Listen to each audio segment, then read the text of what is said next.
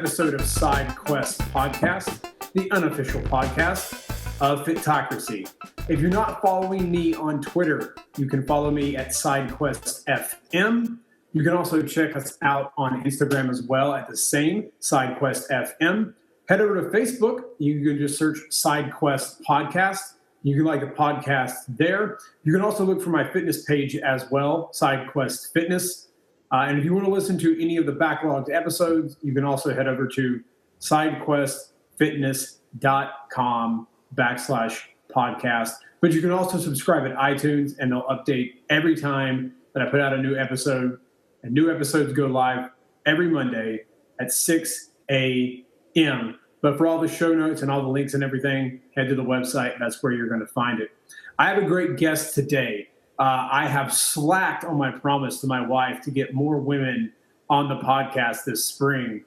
And recently I was at the Fitness Summit in Kansas City, and they had one of the best, and I say it was the best speech the entire time that we were there. I went back in my phone to look at notes that I had taken and realized I had taken no notes because the entire time I could not take my eyes off of the woman that was speaking, and I could not pull my ears away long enough to even take a note because I was that engaged, as well as slightly feeling a little guilty about, I guess, my somewhat sometimes bro-ish, machoistic attitude that can kind of come out.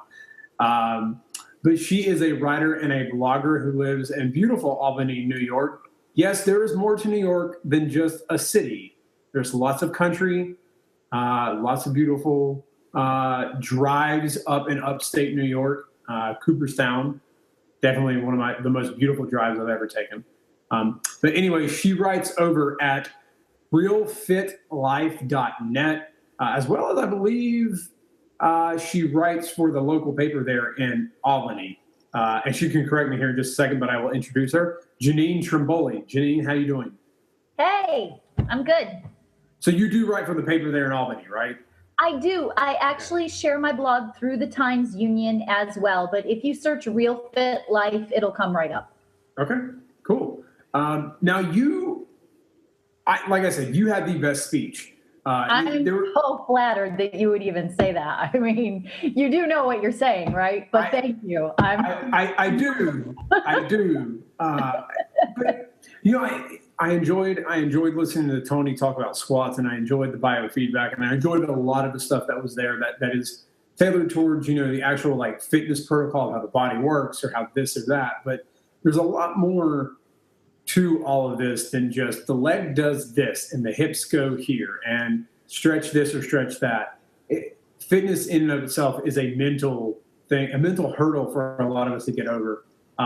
Unfortunately, it's even tougher for women. And to have you there and speak on that, it made me, I don't know, it made me realize a lot of things about kind of how things are done in the world, how things are marketed, the pressures that women are already under, and made me realize maybe I sort of feed into that a little. And, it's that the point you made that men are going to have to stand up and say, you know what? We don't really want to do this. It's not helping. It can't just be, the ladies standing up and taking a stand. But let's intro, who you are and kind of how you got here. So how did you get into being a fitness blogger? Well, the funny thing is I had been in the fitness industry for a solid 10 years. I had spent a lot of time as a fitness manager, and I had spent a lot of time overseeing group fitness instruction. And I had been segueing my personal adventures journey into personal training and strength training. And during that time, I also started venturing onto Facebook. And it's great we're talking about this because this is something I actually left out of the presentation, but I thought could also be relevant. But I really think the whole conference could have been my presentation alone. I had so much that I would have talked about, even what I had up there in the slides. I mean, I think you guys saw me. I was passing over a lot of material that I just didn't even have time to touch upon. But interestingly enough, what really got me passionate about this topic to begin with was the way I started utilizing social media. This would have been back in like 2009, 2010. I really didn't get into social media until that time. I was a stay-at-home mom, working part-time and then eventually full-time in the industry. And really a friend from high school kept prodding me to use this thing called Facebook. And I was like, fine, I'll go on Facebook. So I'd say for a couple years, it was just me kind of just messing around on there and you know, looking at friends' pictures and not really knowing that I could utilize this as a professional tool. And also, I think not really knowing fully what I felt my purpose was in the fitness industry, aside from just teaching group fitness classes. There wasn't anything that had really compelled me to take a step forward in any type of leadership role. This just evolved over time. So I found that eventually I started looking at a lot of fitness personas that were on Facebook, either that I got linked to through other people that were into fitness, or maybe I read someone's book and went and looked at their profile. But what I was seeing in the beginning, and I just think that this is what happened to be in front of me, many women, it was all just stereotypical women in bikinis and boob shots and butt shots, and everything was just about, you know, overt sexualization.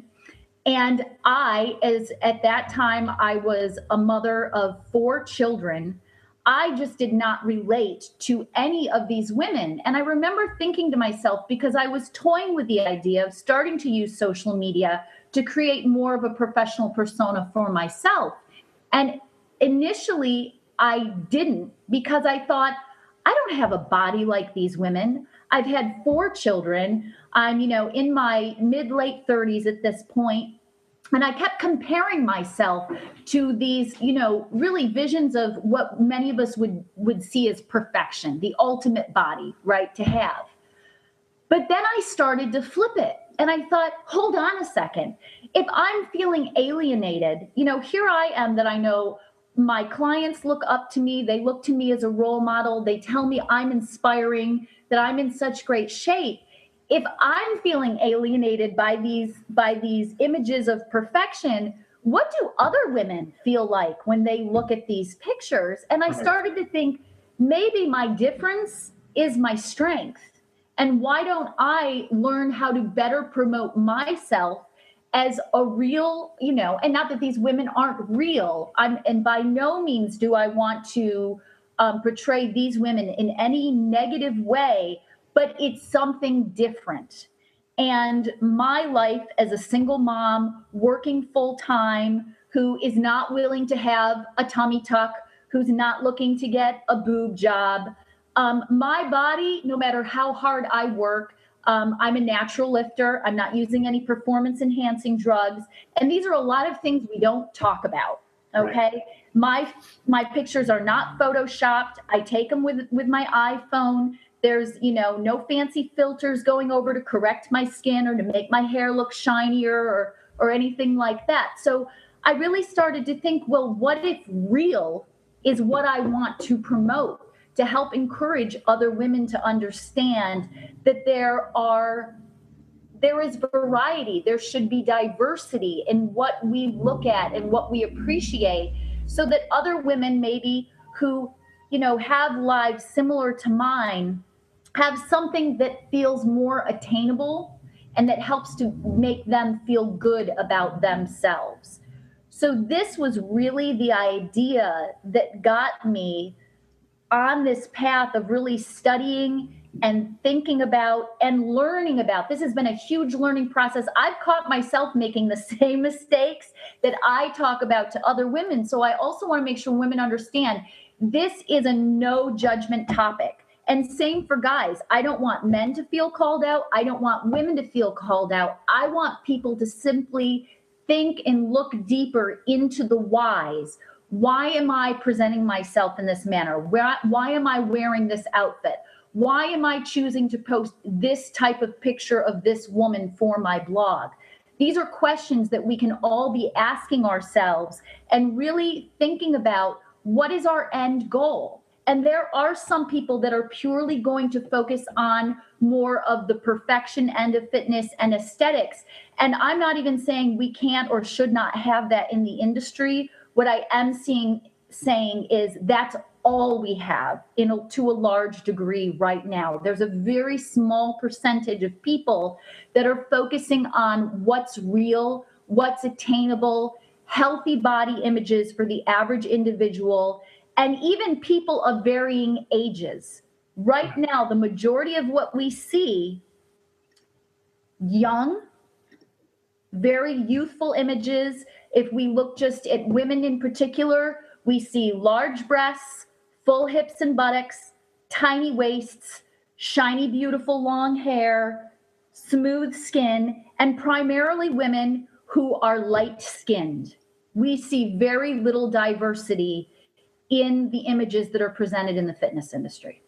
Oh, that I agree with. It's very interesting that every person or every woman you see on like Instagram, it's a skinny white girl. It's like you do like if it's a booty, then it's a little more diverse, But most of the time, if they're in a bikini, it is very interesting to see what people use. And you're right, it does make me kind of question what you're giving off, because I think about that for myself and for my own brand. Like I actually I wrote an article about the cut that I've done this spring, the little experimenting that I've done. I didn't want to put up a picture of what I look like right now, because I was torn between, like, I want to inspire people who've never stepped into the gym to find that power within them and understand how freeing and exhilarating like lifting weights is and getting stronger, and how that strength physically actually will translate to you mentally. Like you'll start speaking to more people that you would never speak to. You might actually go and speak to that person that you've been interested in, romantically. You might get the balls up to quit your job and start your own business. Like it's really weird how it kind of works. But I don't want to put up a picture of me with abs, because I don't want them to be like, oh, great, here we go. Another guy like that. People that I can't stand, that I've hated my whole life because I was the nerd in high school who got picked on. But I am the nerd. But I struggle with that because that's not what I want to sell. Like, sure, yeah, I can get you there eventually. But and then again, I have to be honest, I struggle because I kind of like my abs, and I'm like, yeah, that's right. I went from Screech to Slater. So like, what? I'm confused. Like, do I put it up? Then no one believes me if they don't see it. And I think it's even harder. I know it's even harder for women, because one of my clients sent me a picture and she was like, "Can I ever look like this?" And I wanted to say, "You've had 2 kids. Like you can get into better shape. You can look better.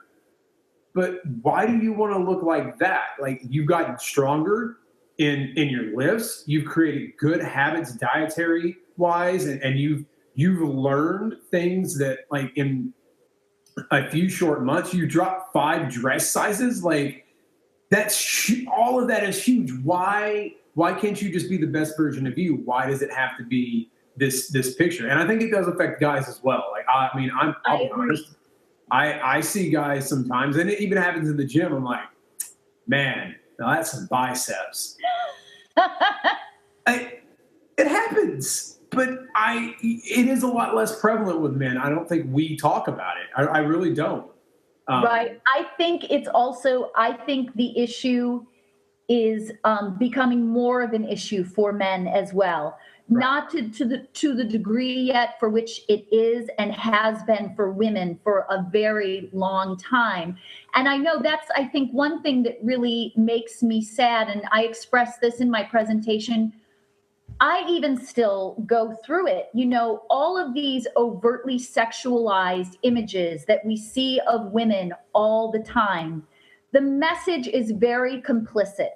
This is what you are expected to look like as a woman in order to be seen as a viable partner, in order to be seen as desirable to anyone in general.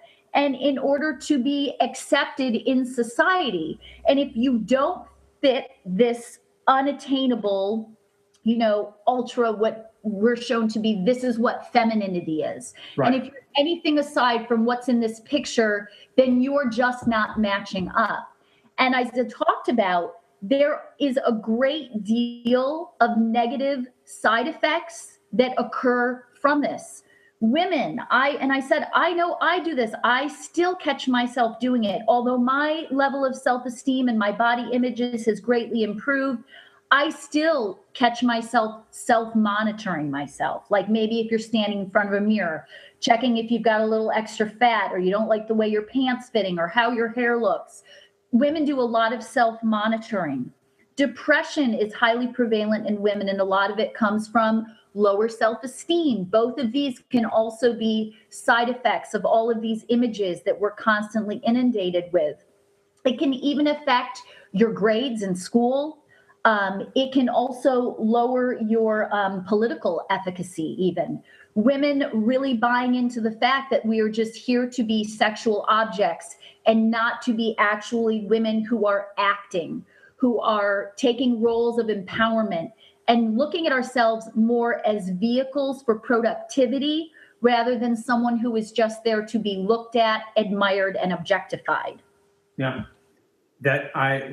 Recently, my wife has just graduated grad school and she was taking a gender performance class. Her ears probably just perked up right now. And we got into an interesting conversation a couple of weeks ago with another family member. And she was like, I just spent $80,000 on this. You damn right I'm going to talk about it for like 35 minutes.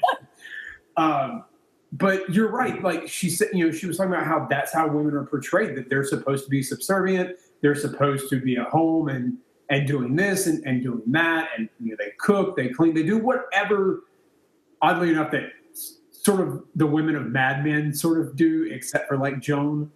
We just watched the finale the other night. And she was really upset that they let Peggy, of how Peggy's story ended. I don't want to ruin it for anyone who hasn't seen it. This will probably go up a couple weeks after the finale. So if you haven't seen it, well, you're SOL. But Peggy, essentially, her story ends by telling a writer she's been working with for a while that she loves him and they like kiss and embrace. But Joan is the one who gets to go out and create the company. And even I was ticked because I was like, that's not Peggy. That's not like, that is completely a 180 of what you've done the entire series. But it's historically accurate. Right. And if we go back and, we also, probably like the briefest overview of women's rights history ever that I gave at the summit because we were short on time. But yes, women for a very long time, as I mentioned, it wasn't until 1974 that women could even apply for their own line of credit. Until then, you had to have your husband sign for it with you in order to even be able to qualify to get credit. Yeah, and that's only 40 years ago. Buy your own house. So you had to marry a man for those things to happen. Right. And 40 years, that's only like 40 years seems like a long time, but it's really not. That's crazy that was. It's a blink. It's a blink of an eye. It's so not long ago.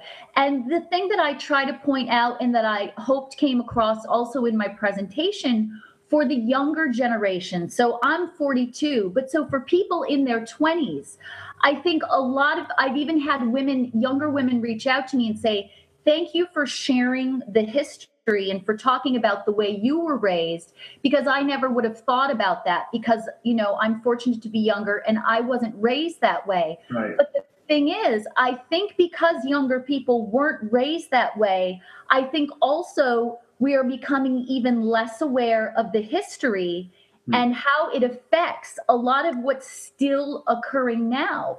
So a lot of young women are still going along and copying what they've seen older women doing, but not thinking about the reasons or the possible repercussions it can have on their professional career. Because I really think as soon as you start to emulate yourself as a sex symbol, it's very hard to backtrack and have people look at you more as a professional for what you're capable of saying, thinking, and doing, as opposed to just the way you look. Right. Yeah. Gosh, I can't even remember who we were talking about the other day. But some women who have done things like that in the past and that's all they've been. They went against the grain. They were strong women who stood up for the rights, but they did some, they may have become a sex symbol in some certain ways.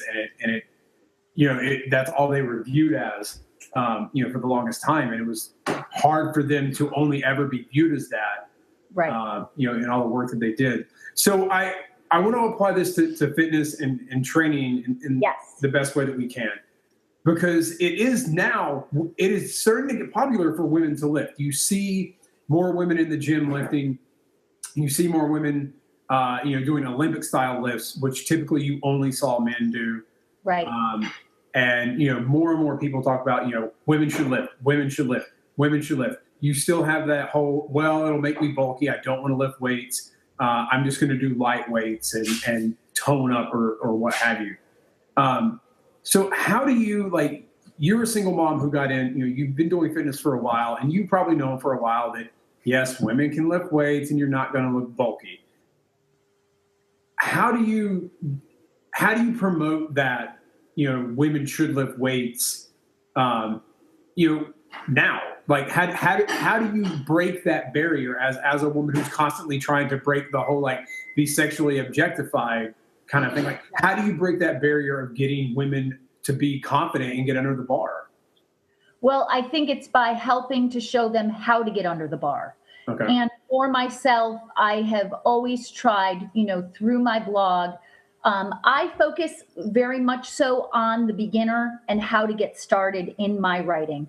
I leave all the really detailed stuff to the pros, Right. The people that really want to get into the physiology and the anatomy.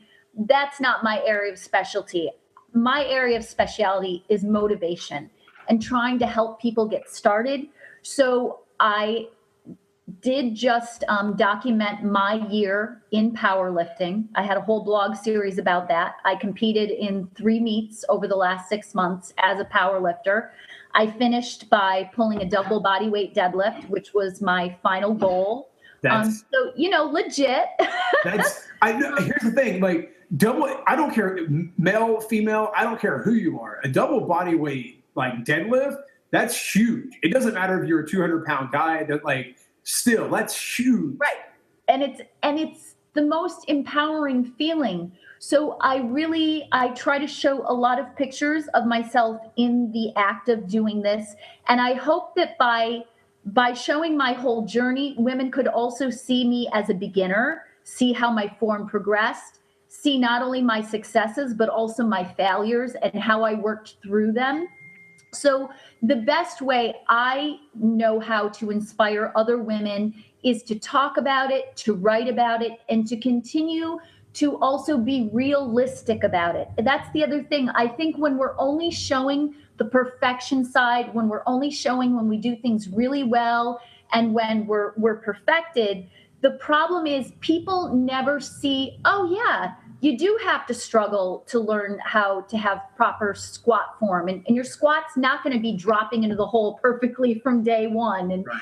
I had a terrible forward lean when I first started squatting, and all of those things as my body started to, get better at it, my form got better. And I took a lot of negativity from people for showing videos as a beginner. People were tearing me apart for my form. And I said, hey, look, this is a process. Right. I'm not saying that this is something that I'm good at yet. I'm saying that this is something I'm aspiring to be better at. And I want people to see the process. So when they go through it, they understand that this is a natural part of the journey. And so I really try to, I know a lot of people use the whole idea of, raising the bar, do more, be better. I'm always like, no, lower the bar. If you have a real life to live, set your goals small, make things doable, realistic. Don't immediately jump out the gate and set these goals for yourself that are going to be very hard to accomplish, because the likelihood of sticking with it is nil. So, for people living in the real world, such as myself and the people that I'm trying to reach out to and get them to lift and inspire, I just tell them little bits at a time and focus on how it makes you feel rather than how it makes you look. So you've been raising 4 kids as a single mom. So what are some of the small things that you've been able to implement and improve on, slowly, as you just mentioned, that have been the most beneficial for you? I keep my bar low. I really do. There are things that I know from day to day I'm not going to get done, and I let myself be okay with that. I used to be a real perfectionist, and I'm not anymore, because my thought now is do the best you can with what you have when you can, and things are going to happen the way they're supposed to happen. I cannot try and move along a timeline as a young single 20-something would. It's just not going to happen for me. A good example today, I got to the gym at the time I had planned, but then I realized that I was going to need more time to get ready for this interview. And for a moment, I thought, oh, geez, I better skip the gym. And I thought, no, hell with it. I'm here. I'm going to get in. I'm going to get done what I can get done, and I'm going to get out. And, I got everything done. But sometimes we think, oh, I don't have time for it. And you always have time, but you work with what you have. I have clients that have, as their lives change, sometimes they train with me on site. And sometimes they're like, you know what? I just found out we have a new roof to put on our house. I'm not going to be able to afford training for the next couple months. Okay, so they switch to my online training program. They use the programs that I give them online. It cuts it to probably less than a third of the cost as they would pay to train with me. But I really try to find ways also for my clients to make it doable and to fit it into all of the other things that are coming at them in their lives. Because really, and that's been the biggest lesson for me. And I think that's what has inspired my mission statement for my company. I've been through a lot, and it's always been my goal to at least stay on track. I'm not always going to be able to hit big goals like a double body weight deadlift, but I can always get something done.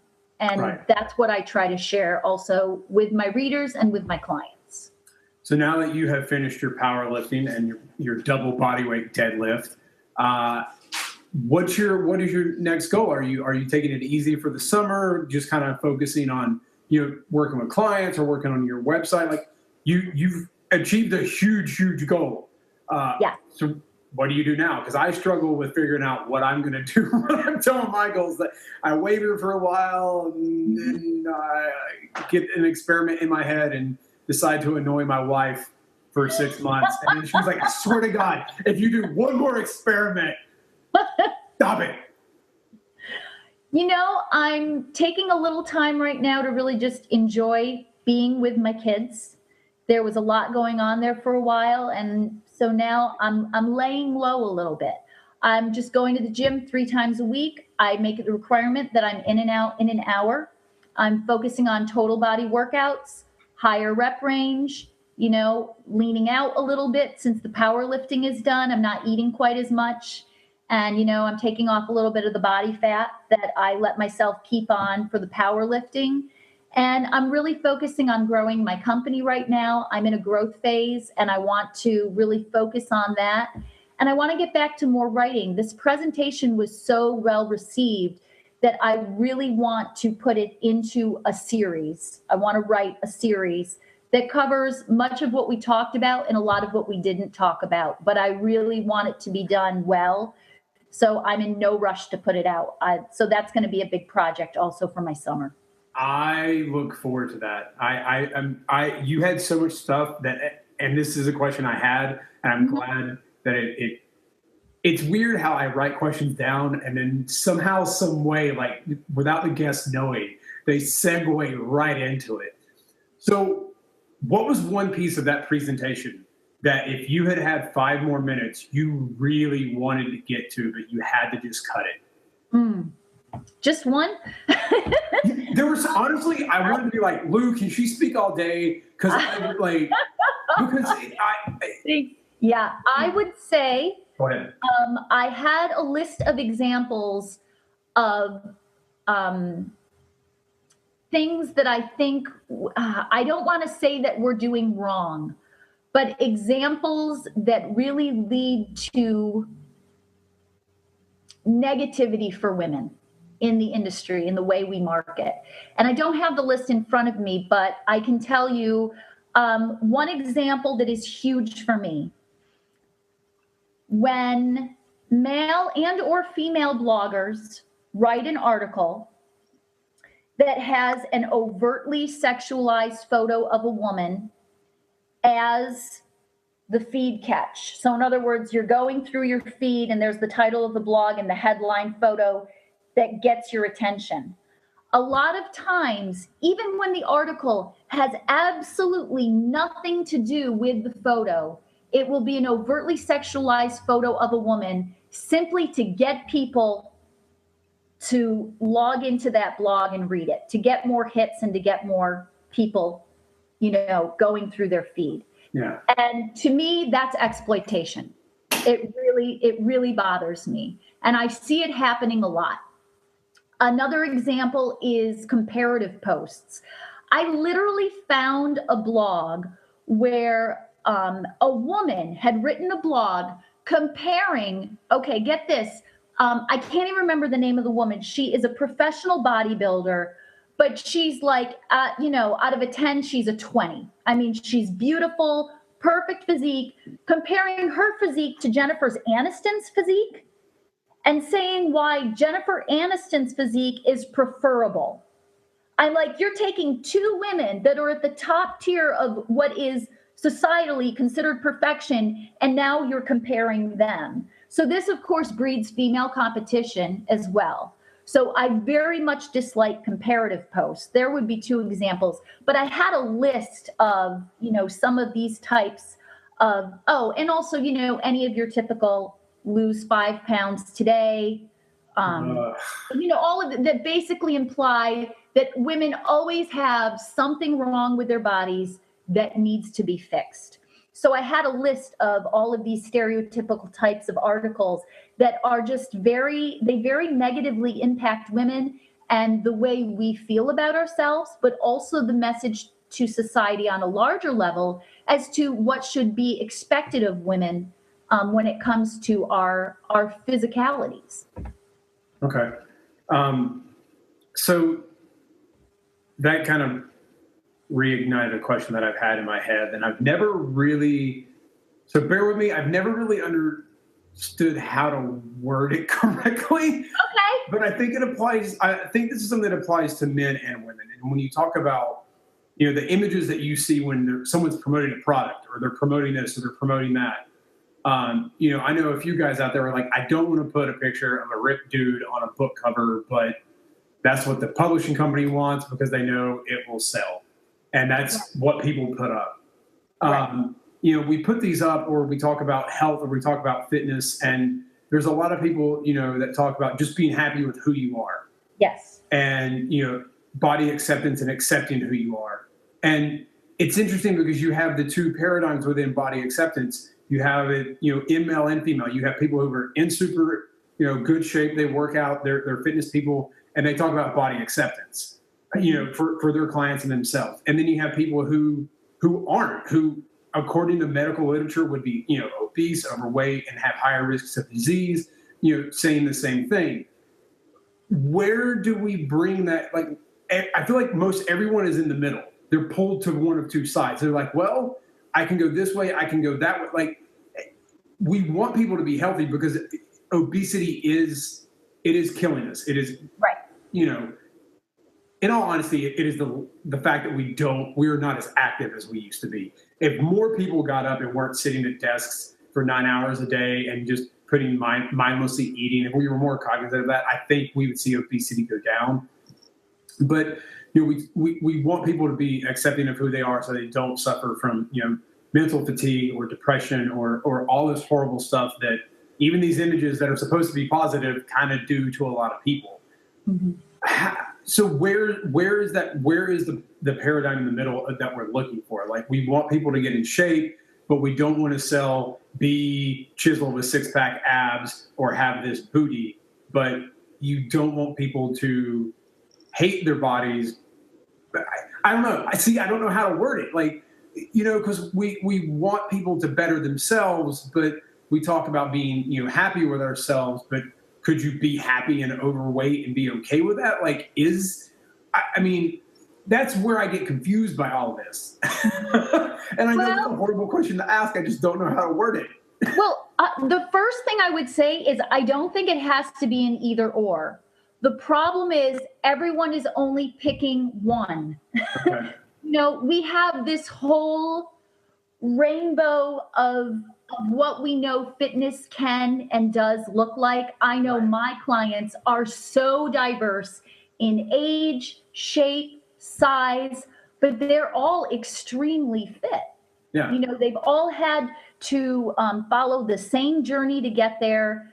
Just like all of us, they all have their strong suits, things they're really good at, and things they struggle with.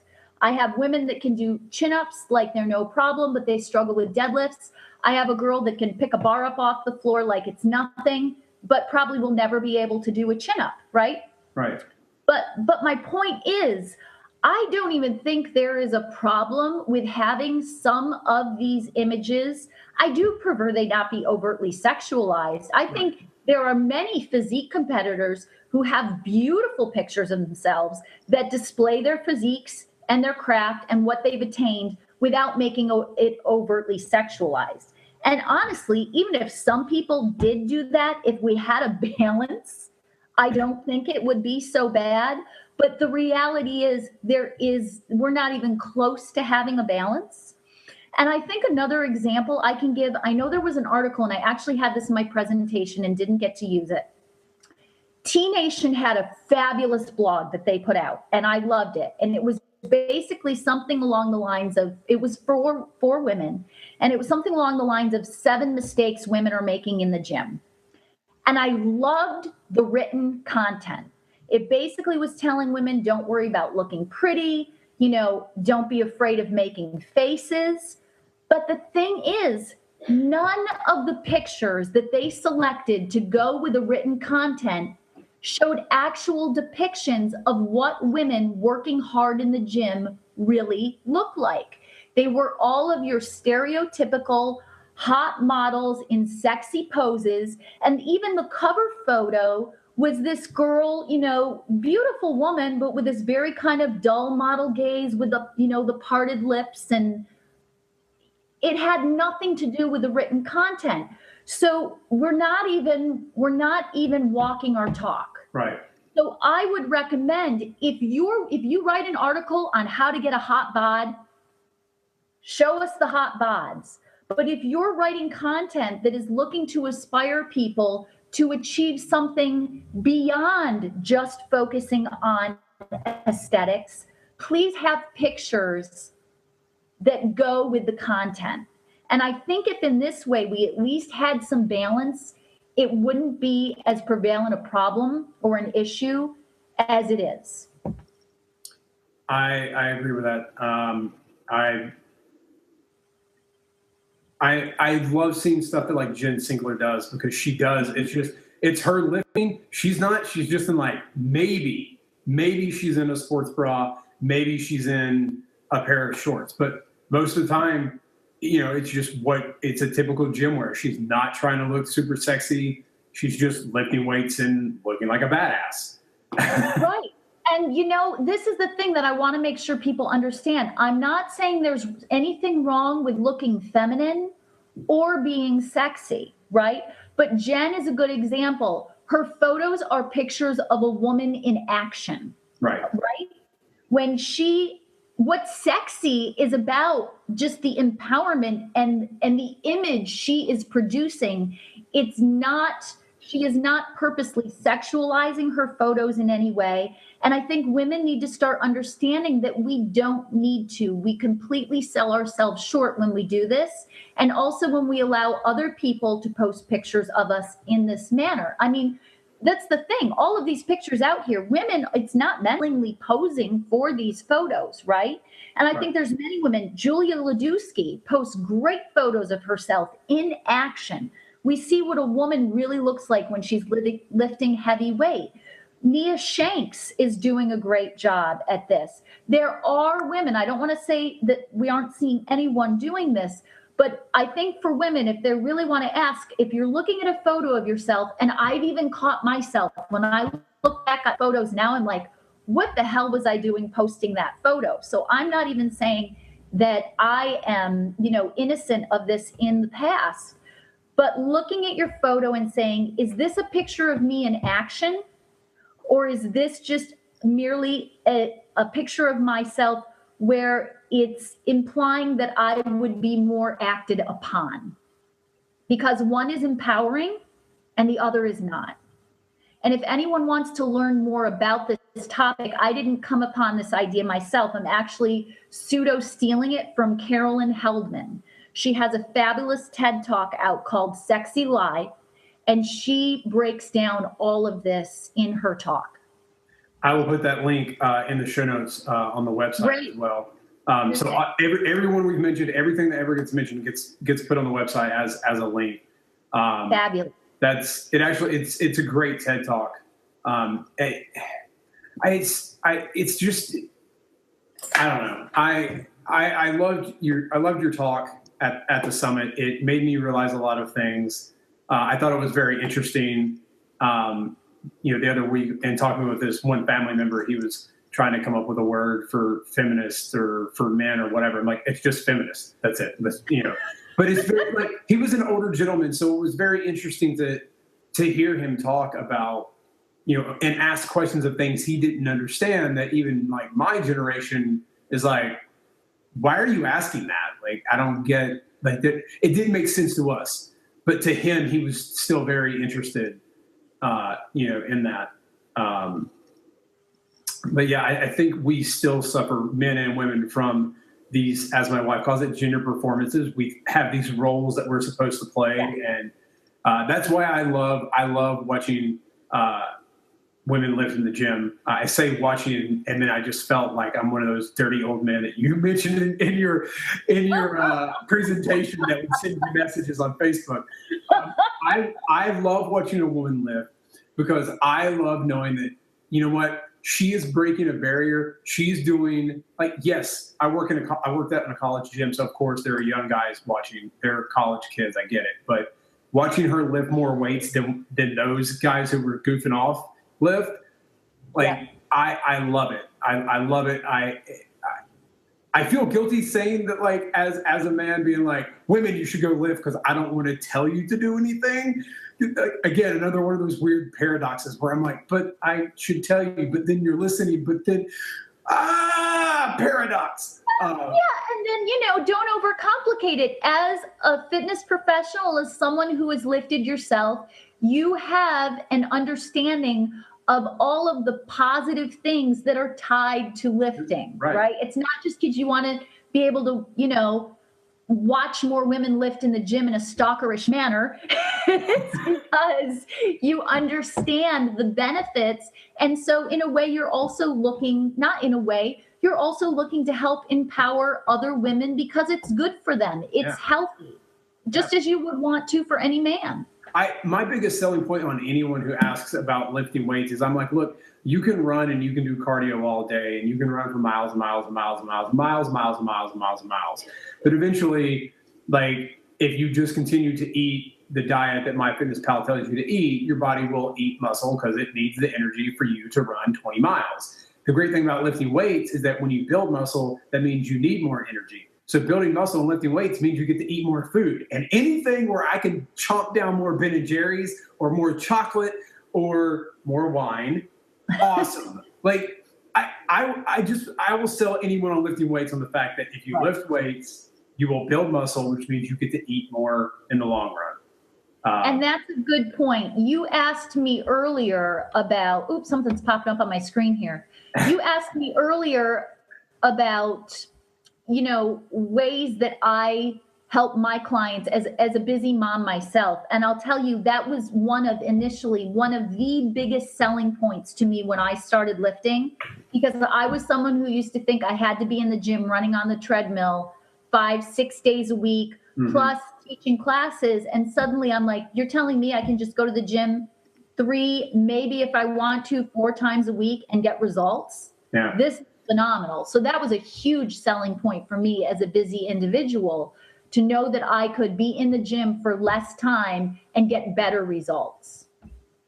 Yeah. I mean, now I kind of like going to the gym, so I find myself going more often than I probably should.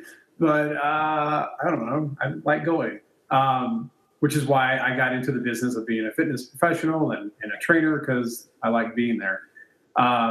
Yeah, it's very true. I have a lot of people who ask that. I'm like, guys, 3, maybe 4.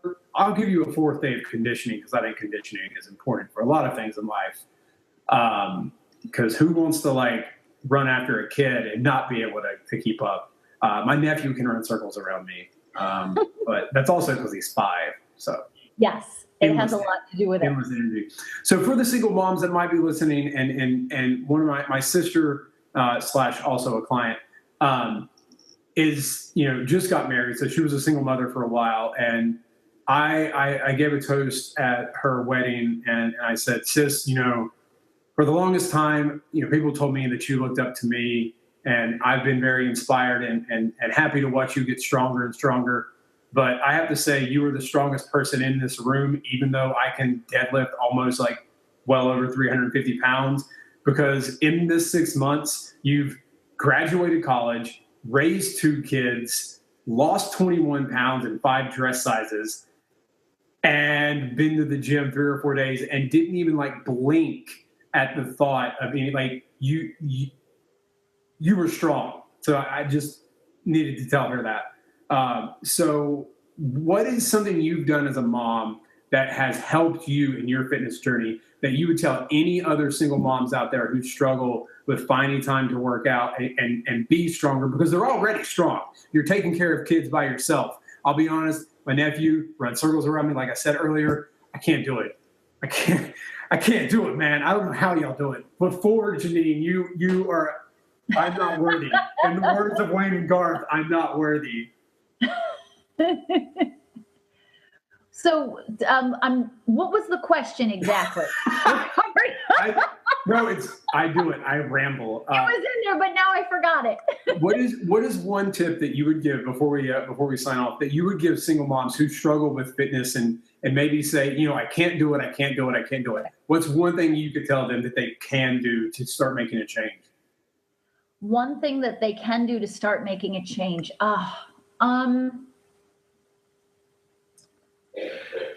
In order to get into fitness, to make a change, to make fitness a part of their life. If they're looking to make a change, whether it be diet, fitness, or whatever, right. Like what's one small thing? Because you mentioned, focus on small things that you can improve. Either it was something you did or something you've helped with clients to implement. Like what's one thing they can do? I would say schedule it, make an appointment for yourself, and honor it. We're very good at mothers at always putting everything else aside. And as a mother, the best thing you can do is be a little bit selfish. Mm-hmm.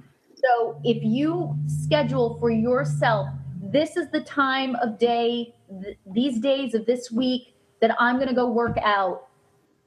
Don't worry about if there's laundry sitting on your floor. Don't worry about if there's dishes in the sink.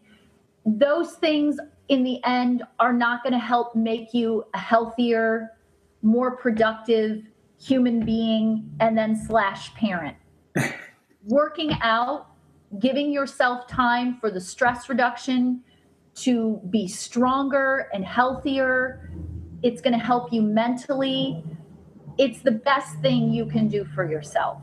Making myself go to the gym on the days when I least wanted to and least thought I had the time or even the mental stamina to do it, those were some of my best workouts.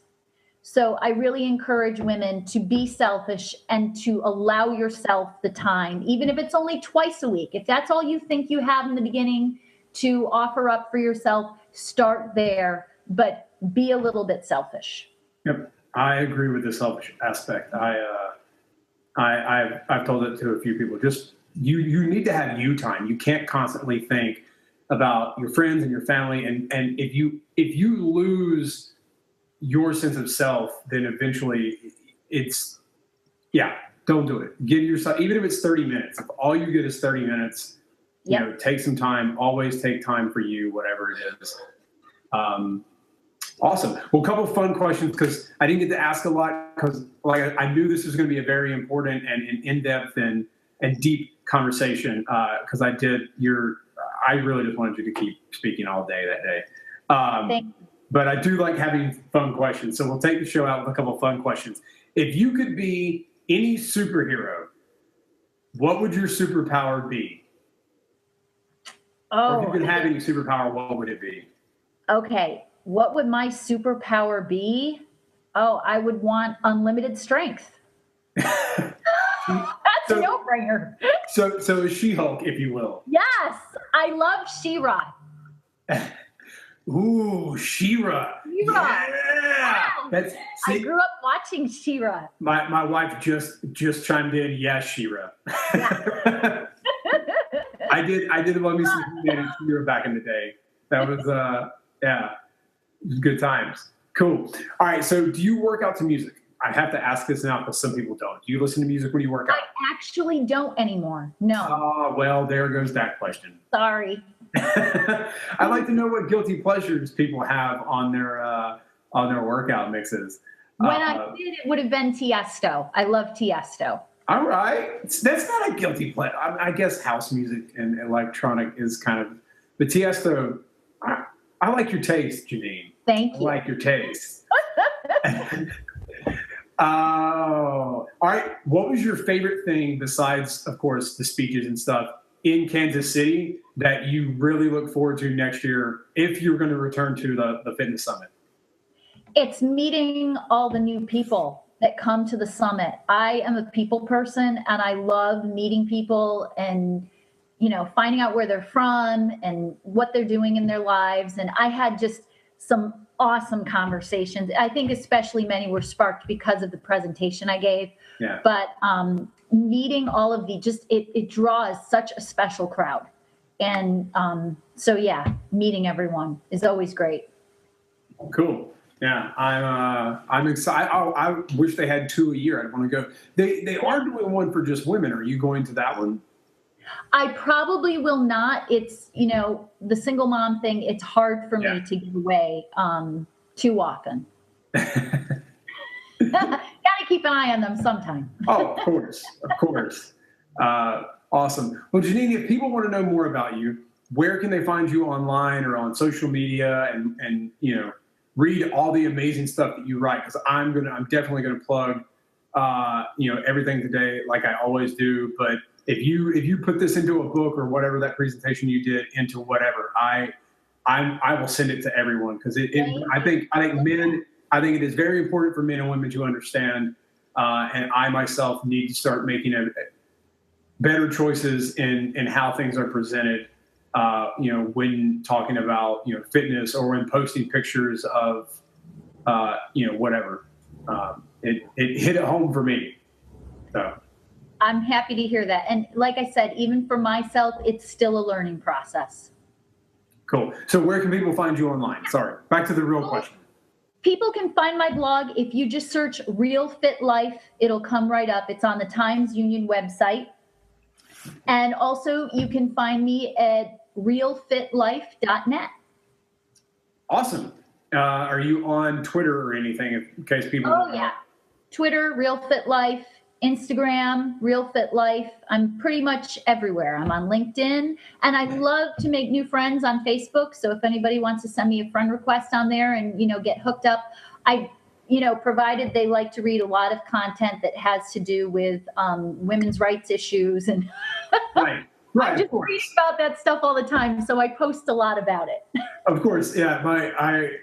I'm sure come next November, some of the fitness people are going to be like, dude, we can't follow you anymore, because if you talk any more about North Carolina and hating Duke University and college basketball, like, shut up. Because when it comes to college basketball season, my Facebook is pretty much just that. Really? We can't help it. We are who we are. Exactly. So cool. Well, Jeannine, I've had a great time. Guys, I will link. Please go to the website, sidequestfitness.com/podcast. Find this episode, just scroll down. everything that Jeannine has talked about will be linked in the TED Talk, to the books, to some of the history of women's rights. I'm going to tag all of that in there. We'll probably have my wife help me on some of it because she has lots of great resources as well. So please go read about some of this stuff, because I think Jeannine is right. A lot of people in our generation don't understand the history, be it male or female. We have become just so accustomed with how things are now that we don't, like today, kids just are used to having cell phones. They don't know what it was like to not have a phone number. They don't know what it was like to have to memorize a phone number. Yeah, you had to actually put it in your brain and store it. So all of that history, I'll have all of that there. I think it is very important for people to understand. But Jeannine, thank you so much for coming on. And I look forward to anything and everything that you continue to do in the industry. Thanks so much.